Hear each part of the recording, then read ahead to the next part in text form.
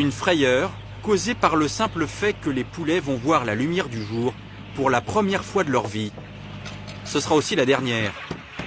L'éleveur a accepté de nous montrer comment se fait l'enlèvement de ces volailles. On appelle ça un ramassage.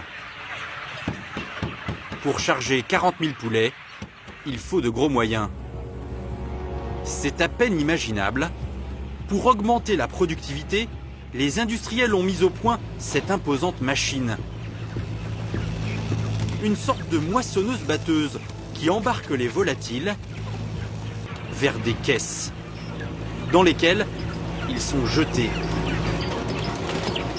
Avec une cadence de 10 000 poulets ramassés à l'heure, les volatiles ne sont pas ménagés. Dans l'opération, leurs pattes ou leurs ailes peuvent parfois être cassées.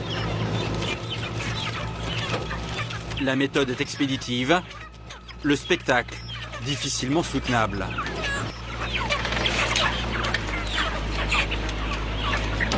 Vous en mettez Hein?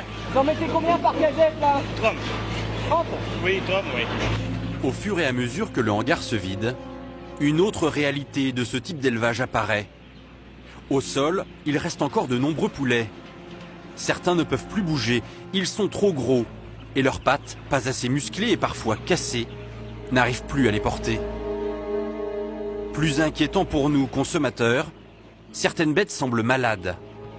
D'autres sont mortes, victimes d'infections causées par toutes sortes de bactéries. Elles prolifèrent dans la plupart de ces élevages industriels, car ces poulets grandissent au milieu de leur déjection. Et comme si ça ne suffisait pas, ces élevages sont aussi parasités par ces insectes. Ces milliers de petites bêtes, porteuses de bactéries, sont ensuite picorées par les poulets, qui se retrouvent infectés.